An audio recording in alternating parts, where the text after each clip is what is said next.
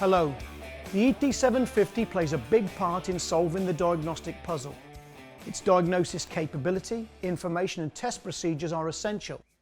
But if not used in the correct procedure, then diagnosis time could take longer than necessary and possibly lead to an incorrect answer.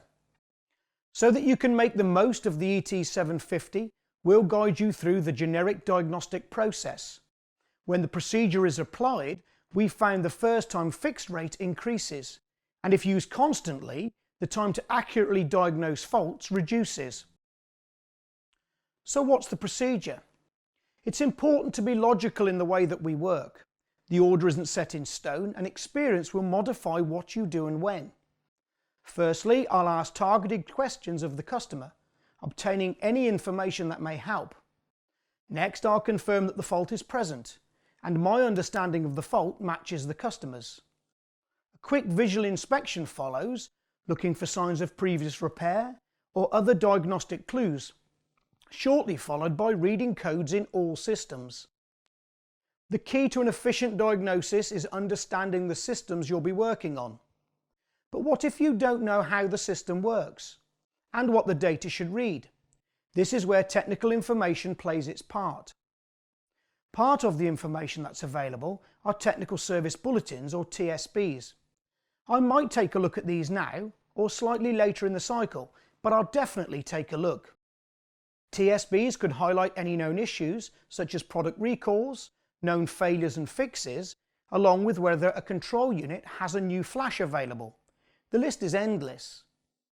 At this point in the process, I have a reasonable idea of how the system is hooked together, and I'll continue my hunt for the fault. My next port of call could be actual values. These can be a huge help, stepping through the data, promoting a change and making a decision as to its validity. We do have to be mindful though that this data is processed and not live. Make a note of any data you think is out of spec, as we'll need this information shortly. This next part of the process is where all the magic happens. It's all about the testing. From the information you've gleaned so far, you can now decide what tests to carry out. Dependent on your level of experience and how familiar you are with the diagnostic process, it might even be a good idea to make a list of those tests that you're going to do and tick them off as you do them. The tests you do will differ dependent on the problem at hand, but the more tests you carry out, the less chance there'll be of fitting a component and it not fixing the car. And always remember to carry out the tests at the time the fault is actually occurring. So, you've done all of your tests. You've found a solid reason as to why the problem was occurring. Time to fit that new part, mend the broken wire, reflash the ECU, or whatever else you decided the problem was. So that's that. Car's fixed. Time to sign the job card and get on with the invoice. Not quite. It's a good idea to carry out the tests that confirm the fault, making sure the data is now good. I'll clear any fault codes, reset applicable adaptions if required, inspect actual values and thoroughly road test the car, completing drive cycles if necessary, ensuring the system's performing as intended. Creating the situation when the fault occurred previously and ensuring that it doesn't occur is also a really good idea. Well, that's pretty much the basic diagnostic process.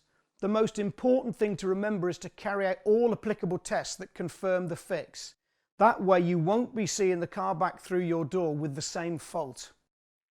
Just one last thing. The ET750 is great to work with, but to make the most of all it can offer will take a little practice. I'm not talking about hours at a time, but 20 minutes a day looking at good vehicles and exploring all its features will pay huge dividends. And if you don't have access to a car, why not use it in demo mode? So there you have it. Using the correct process with a little practice can only lead to diagnostic success. Why not start now and work your way through the training videos?